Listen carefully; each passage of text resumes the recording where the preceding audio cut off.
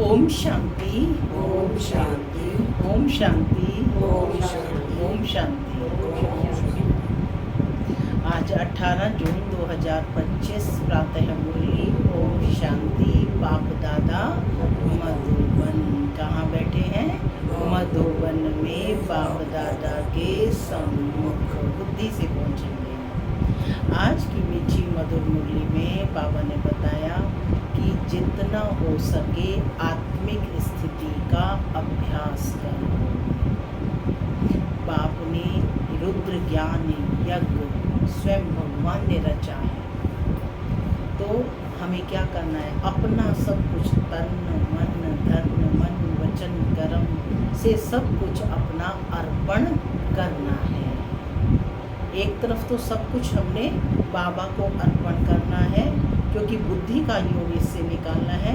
दूसरी तरफ बाबा कहते हैं कि ट्रस्टी होकर सब कुछ संभालना है। तो इसके लिए जितना हो सके आत्मिक स्थिति का अभ्यास करो, क्योंकि अब घर जाने का समय नज़दीक है। तो हमें अपने को रेडी रखना है। मम्मा ने कहा है ना कि मम्मा मास चल रहा है, देख रहे हैं, है ना, 24 जून को है। तो क्या कहा है कि हर घड़ी अंतिम घड़ी है। जीवन कैसे जीना है कि यदि हमें एक ही क्षण में जाना पड़े तो हमें पश्चाताप ना हो। तो बाबा कहते हैं कि ये जो भगवान का रचा हुआ यज्ञ है, इसमें विघ्न भी बहुत पड़ते हैं। तो बाबा ने कहा क्योंकि ये वंडरफुल खेल है। सुनते हैं आज के डायरेक्ट ईश्वरीय महावाक्य। ओम शांति। बाबा कहते, मीठे बच्चे, यह रुद्र ज्ञान यज्ञ स्वयं रुद्र भगवान ने रचा है।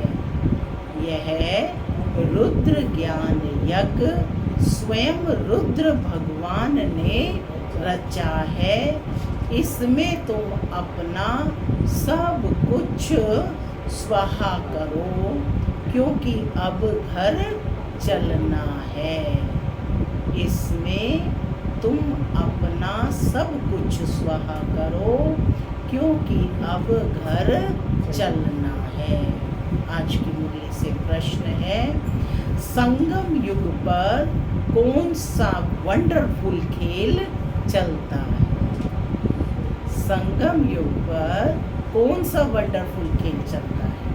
पूछ रहे हैं बाबा कि कौन सा वंडरफुल खेल चल रहा है? बाबा का उत्तर है कि भगवान के रचे हुए यज्ञ में ही असुरों के विघ्न पड़ते हैं। यह भी संगम पर ही वंडरफुल खेल चलता है। ऐसा यज्ञ फिर सारे कल्प में नहीं रचा जाता। यह है राजस्व अश्वमेध यज्ञ स्वराज्य पाने के लिए। इसमें ही विघ्न पड़ते हैं। ओम शांति। माना मैं शांत स्वरूप आत्मा हूँ, शांति मेरा स्वधर्म है। बाबा कहते, मीठे बच्चे अब घर वापस जाना है। ओम शांति। बाबा पूछ रहे हैं कि तुम कहाँ बैठे हो? इनको स्कूल या यूनिवर्सिटी भी कह सकते हो। विश्वविद्यालय है। ये क्या है? विश्वविद्यालय है, जिसकी ईश्वरीय ब्रांचेस हैं। ये पाठशाला क्या है? ये ईश्वरीय विश्वविद्यालय की ब्रांच है। बाप ने बड़े से बड़ी यूनिवर्सिटी खोली है। शास्त्रों में रुद्र ज्ञान यज्ञ नाम लिख दिया है। शास्त्रों में क्या नाम रख दिया है इसका? रुद्र यज्ञ, है ना, शॉर्ट फॉर्म में रुद्र यज्ञ कहते हैं। इस समय बाबा कहते कि तुम बच्चे जानते हो कि शिव बाबा ने यह पाठशाला अथवा यूनिवर्सिटी खोली है। ऊंचते ऊंच बाप पढ़ाते हैं। यह तो बच्चों की बुद्धि में याद रहना चाहिए। कि भगवान हमको पढ़ाते हैं। क्या याद रहना चाहिए कि भगवान हमको पढ़ाते हैं, ये स्मृति स्वरूप बनना है, यह ना भूले। उनका यह यज्ञ रचा हुआ है। किसका ये यज्ञ रचा हुआ है? भगवान का यह यज्ञ रचा हुआ है। इसका नाम भी बाला है। क्या नाम आता है शास्त्रों में भी? राजस्व, अश्वमेध, रुद्र ज्ञान यज्ञ आता है ना रामायण में कि श्री राम ने यज्ञ रचा हुआ। राजस्व माना अर्थात स्वराज्य के लिए। अश्वमेध, यह जो कुछ भी देखने में आता है उन सब को क्या हो जाएगा? स्वाहा कर रही है। जो कुछ भी देखने में आता है, ये पुराना शरीर, स्वभाव, दुनिया सब क्या हो जाएगी? स्वाहा। आत्मा तो स्वाहा नहीं होगी, क्या स्वाहा होगा? शरीर। तो इसीलिए इसको कहा जाता है अश्वमेध। ठीक है, तो बाबा कहते हैं कि अश्वमेध, यह जो कुछ भी देखने में आता है उन सब को स्वाहा कर रही है। शरीर भी स्वाहा हो जाता है, आत्मा तो स्वाहा हो नहीं सकती। जब शरीर स्वाहा हो जाएंगे, बाकी आत्माएं वापस भागेंगी अपने घर। यह है संगम युग। बहुत आत्माएं भागेंगी, बाकी शरीर खत्म हो जाएंगे। यह सब है ड्रामा। तुम ड्रामा के वश चल रहे हो। बाप कहते हैं हमने राजस्व यज्ञ रचा है। यह भी ड्रामा प्लान अनुसार रचा गया है। ऐसे नहीं कहेंगे कि मैंने यह यज्ञ रचा है। ड्रामा प्लान अनुसार तुम बच्चों को पढ़ाने के लिए कल्प पहले माफिक ज्ञान यज्ञ रचा गया है। मैंने रचा है यह भी अर्थ नहीं निकलता। भगवान कहते हैं मैंने यह रचा है, यह भी अर्थ नहीं निकलता। ड्रामा प्लान अनुसार रचा गया है। कल्प कल्प रचा जाता है। यह ड्रामा बना हुआ है ना, ड्रामा प्लान अनुसार एक ही बार यज्ञ रचा जाता है। यह कोई नई बात नहीं है। अभी बुद्धि में बैठा है कि बरोबर 5000 वर्ष पहले भी सतयुग था। अब चक्र फिर रिपीट हो रहा है। फिर से नई दुनिया स्थापन हो रही है। क्या कह रहे हैं बाबा? फिर से नई दुनिया स्थापन हो रही है। तुम नई दुनिया में स्वराज्य पाने के लिए पढ़ रहे हो। पवित्र भी जरूर बनना है। बनते भी वही हैं जो ड्रामा अनुसार कल्प पहले बने थे। अभी भी बनेंगे, अभी भी बनेंगे। बाबा कहते हैं कि साक्षी हो ड्रामा को देखना होता है और फिर पुरुषार्थ भी करना होता है। बाबा ने कहा ड्रामा अनुसार देखना होता है और फिर पुरुषार्थ भी करना होता है। बच्चों को मार्ग भी बताना है। मुख्य बात है पवित्रता की। बाप को बुलाते ही हैं कि आओ पवित्र बनाकर हमको इस छीछी दुनिया से ले जाओ। बाप आए ही हैं घर ले जाने के लिए। बच्चों को पॉइंट्स तो बहुत दी जाती हैं, बहुत मुख्य बात फिर भी बाप कहते हैं मन मना भव। पावन बनने के लिए बाप को याद करते हैं, यह भूलना नहीं चाहिए। जितना याद करेंगे उतना फायदा होगा। चार्ट रखना चाहिए, नहीं तो फिर पिछाड़ी में फेल हो जाएंगे। बच्चे समझते हैं हम ही सतो प्रधान थे, नंबरवार पुरुषार्थ अनुसार। जो ऊंच बनते हैं, बाबा कहते हैं जो नंबरवार पुरुषार्थ अनुसार ऊंच बनते हैं उनको मेहनत भी जास्ती करनी पड़ेगी, याद में रहना पड़ेगा। मुख्य मेहनत क्या है? याद में रहना पड़ेगा। यह तो समझते होगा कि थोड़ा समय है, फिर सुख के दिन आने हैं। बरोबर हमारे अथाह सुख के दिन आने हैं। बाप एक ही बार आते हैं, दुख धाम खलास कर अपने सुख धाम ले चलते हैं। तुम बच्चे जानते हो अभी हम ईश्वरीय परिवार में हैं, फिर दैवी परिवार में जाएंगे। इस समय का ही गायन है, यह संगम ही पुरुषोत्तम ऊंच बनने का युग है।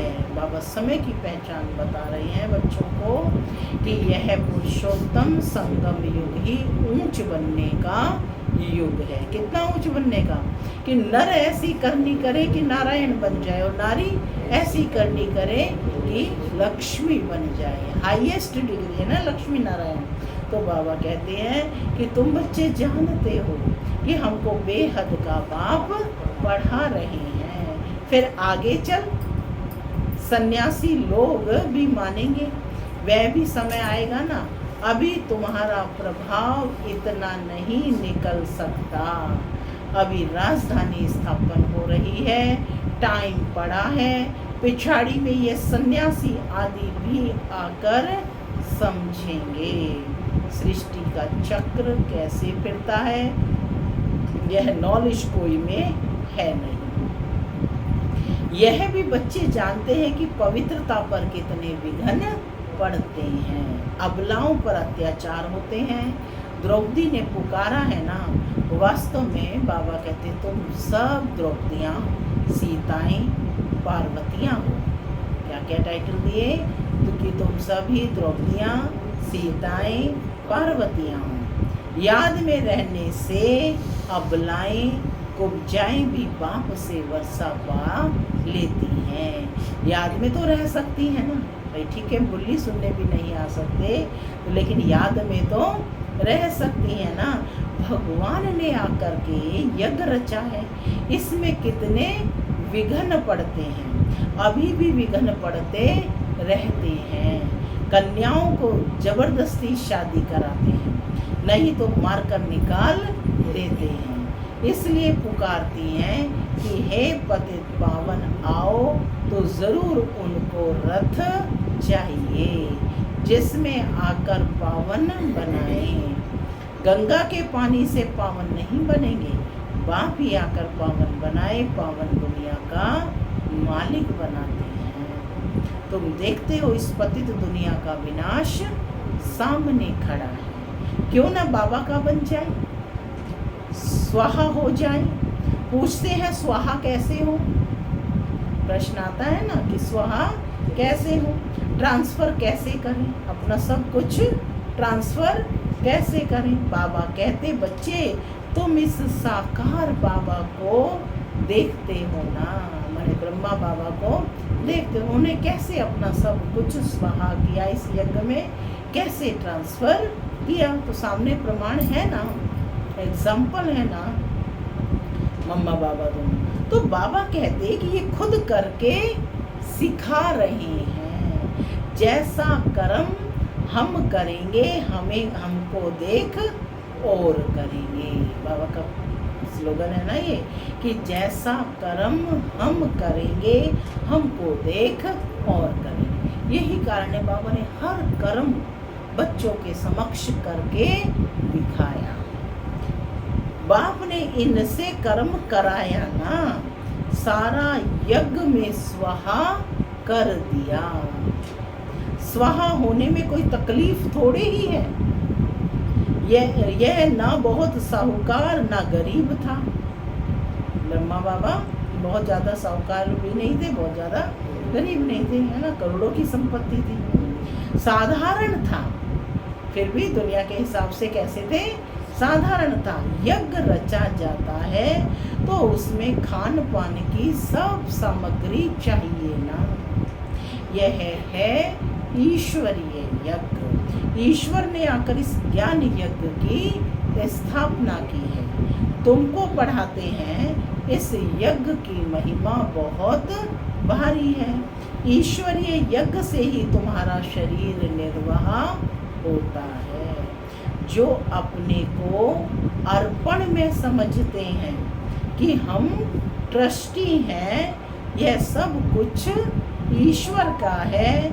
हम शिव बाबा के यज्ञ से भोजन खाते हैं, यह बड़े समझ की बात है। यहाँ तो नहीं सबको आकर बैठना है, इनका सैंपल तो देखा है कैसे सब कुछ स्वाहा किया। बाबा कहते हैं जैसे कर्म यह करता है, इनको देख औरों को भी आया। बाबा ने अपना सब कुछ अर्पण किया तो फिर अन्य भाई बहनों ने भी किया। परिवार के परिवार यज्ञ में सम्मिलित हो गए, अपना सब कुछ, अपनी प्रॉपर्टी, अपना सब कुछ उन्होंने इस यज्ञ के लिए सब। लेकिन उसका एग्जाम्पल कौन बने? ब्रह्मा बाबा बने ना, जिन्होंने सबसे पहले अपना स्वाहा किया। तो कहते बुद्धि से भी समझा जाता है आत्मा तो चली जाएगी, बाकी शरीर सब खत्म हो जाएंगे। तो बाबा ने कहा कि इनका सैंपल तो देखा कैसे सब कुछ स्वाहा किया। बाबा कहते हैं जैसे कर्म यह करता है, इनको देख औरों को भी आया, बहुत ही स्वाहा हुए। जो हुए वह अपना वर्षा लेते हैं। बुद्धि से भी समझा जाता है आत्मा तो चली जाएगी, बाकी शरीर सब खत्म हो जाएंगे। यह बेहद का यज्ञ है, इनमें सब स्वाहा होंगे। तुम बच्चों को समझाया जाता है कैसे बुद्धि से स्वाहा हो, नष्टो मोहा बन जाओ। यह भी जानते हो यह सारी सामग्री खाक हो जानी है। कितना बड़ा यज्ञ है, कितना बड़ा यज्ञ है, वहाँ फिर कोई यज्ञ नहीं रचा जाता है। सत्य में है आवश्यकता यज्ञ की। तो बाबा कहते ना कोई उपद्रव होते हैं। यह सब जो भक्ति मार्ग के अनेक यज्ञ हैं वह सब खत्म हो जाते हैं। ज्ञान सागर एक ही भगवान है, वही मनुष्य सृष्टि का बीज रूप सत्य चैतन्य है। शरीर तो जड़ है, आत्मा ही चैतन्य है, वह ज्ञान सागर है। तुम बच्चों को ज्ञान सागर बैठ पढ़ाते हैं। कौन है टीचर? ज्ञान का सागर, जो स्वयं ज्ञान सागर है, उनके हम स्टूडेंट हैं, गॉडली स्टूडेंट हैं, पढ़ रहे हैं। कितना नशा है ना कि हमें पढ़ाने वाला भगवान स्वयं परम धाम से रोज हमें पढ़ाने के लिए आता है। कितना नशा रहता है। तो वह सिर्फ गाते रहते हैं और तुमको बाबा सारा ज्ञान सुना रहे हैं। कितनी भाग्यशाली आत्मा है। ज्ञान कोई बहुत तो है नहीं, वर्ल्ड का चक्र कैसे फिरता है ये सिर्फ समझाना है।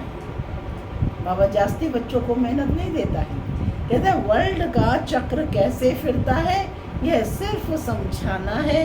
यहाँ बाप तुमको खुद पढ़ा रहे हैं, कहते भी हैं साधारण तन में मैं प्रवेश करता हूँ। भागीरथ भी मशहूर है। भागीरथ माने भाग्यशाली रथ, जिसमें परमात्मा आते हैं और परमात्मा का अवतरण होता है। तो वह कौन हुआ? भागीरथ। तो बाबा कहते हैं यह भी मशहूर है। जरूर मनुष्य ही होगा ना, बाप जिसमें आएगा उनका एक ही नाम बाला है। कौन सा नाम आता है?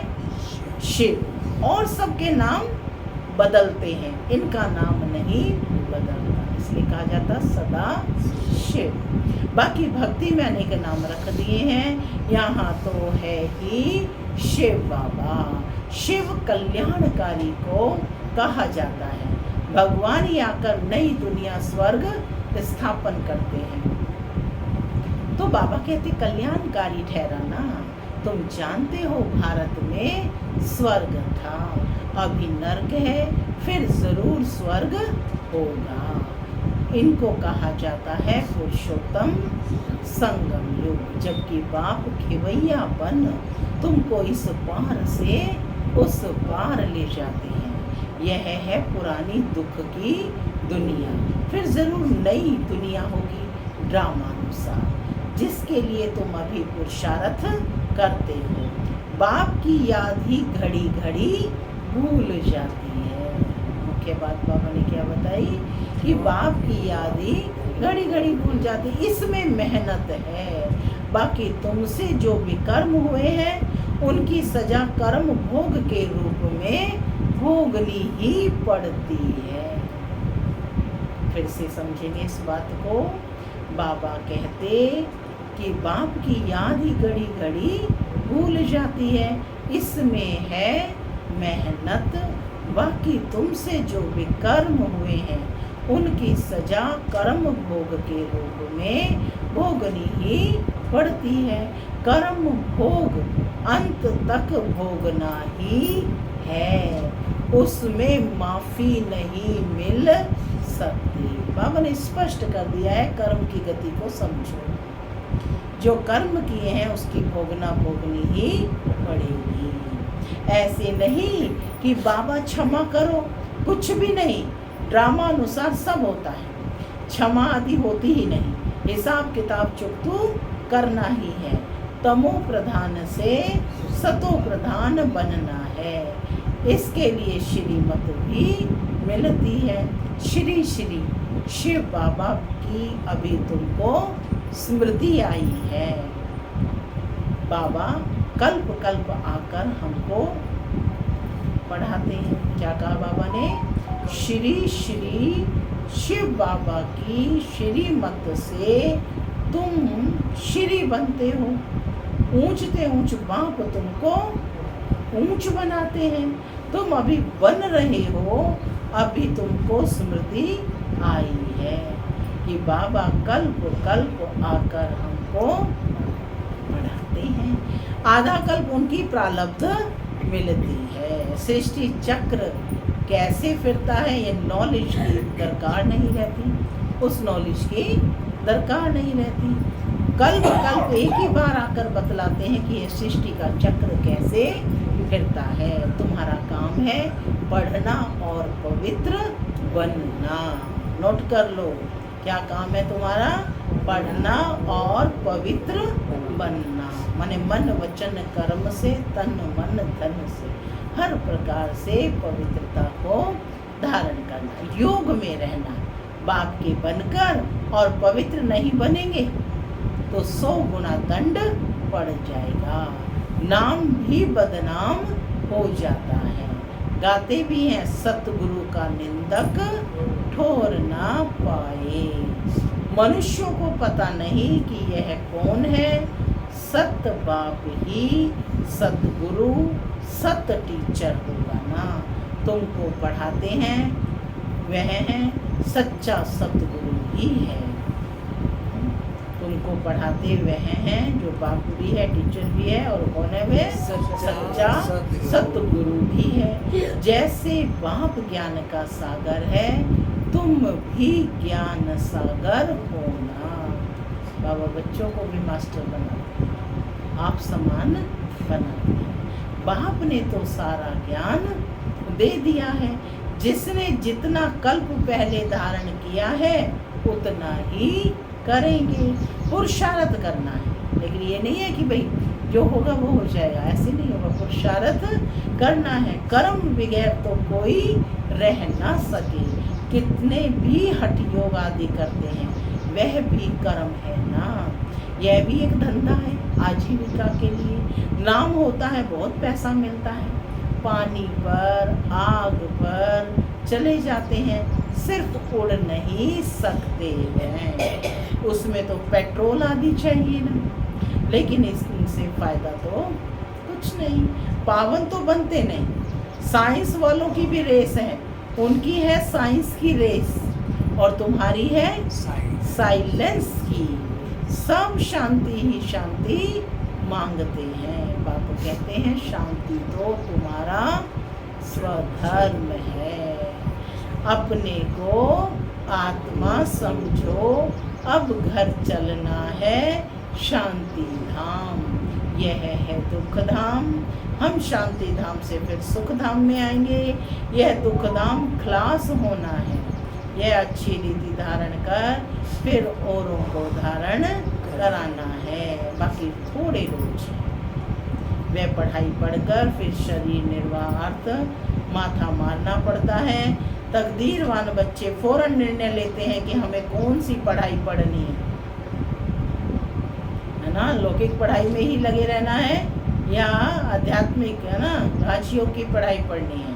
तो बाबा कहते हैं जो तकदीरवान बच्चे हैं वो फौरन निर्णय ले लेते हैं कि हमें कौन सी पढ़ाई पढ़नी है, उस पढ़ाई से क्या मिलता है और इस पढ़ाई से क्या मिलता है। इस पढ़ाई से तो 21 जन्मों की प्रारब्ध बनती है। तो ख्याल करना चाहिए कि हमको कौन सी पढ़ाई पढ़नी है। जिसको बेहद के बाप से वर्षा पाना है वह बेहद की पढ़ाई में लग जाते हैं। स्पष्ट कर रहे हैं कौन ये पढ़ाई पढ़ेंगे, जिन्हें बेहद के बाप से बेहद का वर्षा लेना है, पाना है। तो बाबा कहते वे इस बेहद की पढ़ाई में लग जाते हैं, परंतु ड्रामा प्लान अनुसार कोई की तकदीर में नहीं है तो फिर उस पढ़ाई में चटक पड़ते हैं। दोष नहीं दे रहे, फिर भी बाबा कहते हैं ना, निर्दोष दृष्टिकोण दे रहे हैं कि ड्रामा के प्लान अनुसार, क्योंकि ड्रामा के आगे कुछ नहीं चलेगा। जो ड्रामा में पार्ट है वही हुबहू रिपीट होगा, क्योंकि बनी बनाई बन रही, अब कुछ बनना नहीं शेष। जो अब हम कर रहे हैं वो नया रील में चढ़ता जा रहा है, ठीक है ना। तो कहते हैं ड्रामा प्लान अनुसार कोई की तकदीर में नहीं है तो फिर उस पढ़ाई में चटक पढ़ते हैं। ये पढ़ाई नहीं पढ़ते, है ना। कहते हैं फुर्सत नहीं मिलती। क्या कहते हैं? फुर्सत नहीं मिलती। यहाँ सब जो बैठे हैं वो कौन है? फुर्सत वाले, है ना। क्योंकि ड्रामा में आप भाग्यशाली आत्मा हैं। बाबा पूछते हैं कौन सी नॉलेज अच्छी, बताओ। पूछ रहे हैं बाबा कौन सी नॉलेज अच्छी, यही अच्छी है। उनसे क्या मिलेगा और इनसे क्या मिलेगा, कॉन्ट्रास्ट पूछ रहे हैं बाबा को। कहते हैं बाबा जिस्मानी पढ़ाई से क्या मिलेगा, थोड़ा करके कमाएंगे। यहाँ तो भगवान पढ़ाते हैं, हमको तो पढ़कर राजाई पद पाना है। तो ज़्यादा ध्यान किस बात पर देना चाहिए। कोई तो फिर कहते बाबा वह कोर्स पूरा कर फिर आएंगे। बाबा समझ जाते हैं इनकी तकदीर में नहीं है। क्या कहते वो पढ़ाई पूरी कर लें फिर आएंगे। अरे उस पढ़ाई को भी करते रहो, इस पढ़ाई को भी पढ़ो।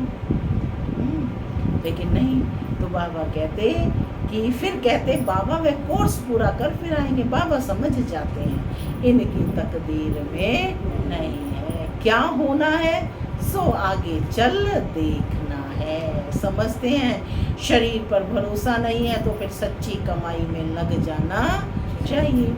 जिसकी तकदीर में है वही अपनी तकदीर जगाएंगे। क्या कहा है, रिपीट करेंगे। जिसकी तकदीर में है वही अपनी तकदीर जगाएंगे। तो आज सो मान लेना है कि मैं तकदीरवान आत्मा। पूरा जोर लगाना है, हम तो बाप से वर्षा लेकर ही छोड़ेंगे।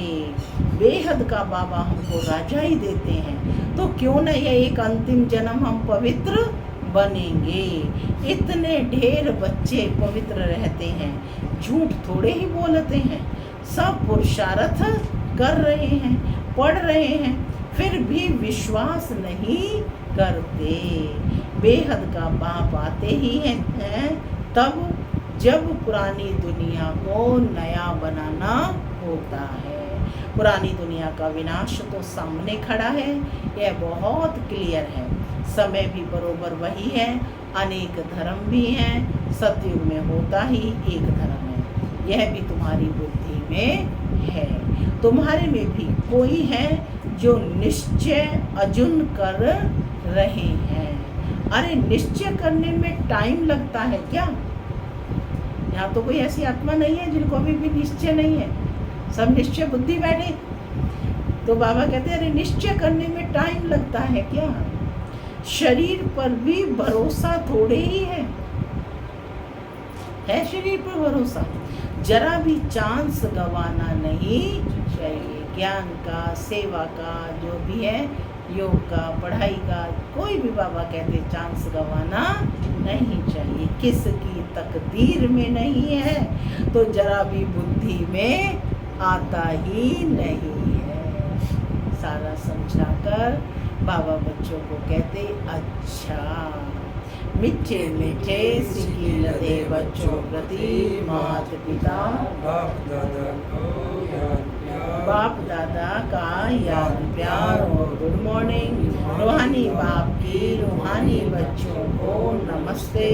हम रूहानी बच्चों की रूहानी माता पिता बाप दादा को प्यार, गुड मॉर्निंग और नमस्ते।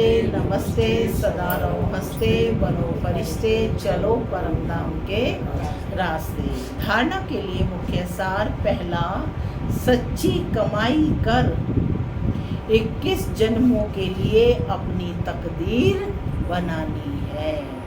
शरीर पर कोई भरोसा नहीं है, इसलिए भी जरा भी चांस नहीं गंवाना है।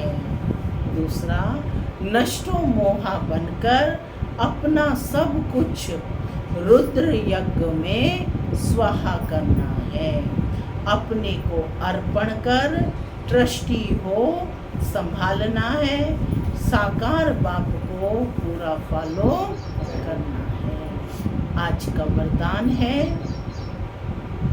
ईश्वरीय नशे द्वारा पुरानी दुनिया को भूलने वाले सर्व प्राप्ति संपन्न भव। जैसे वह नशा सब कुछ भुला देता है, ऐसे यह ईश्वरीय नशा दुखों की दुनिया को सहज ही भुला देता है।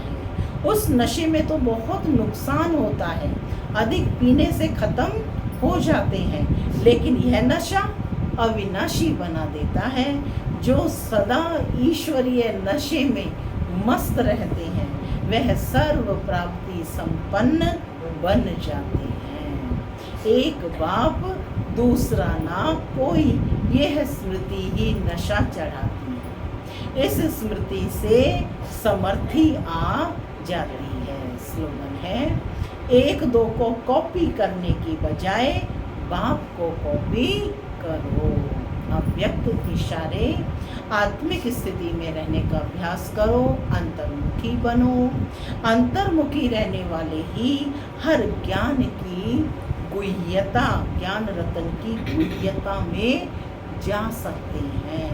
ज्ञान की हर पॉइंट का राज क्या है और किस समय किस विधि से उसे कार्य में व सेवा में लगाना है, इस तरह से उस पर मनन करते उस राज के रस में चले जाते हैं तो नशे की अनुभूति कर सकेंगे। उस राज के रस में चले जाओ तो नशे की अनुभूति कर सकेंगे। ओम शांति।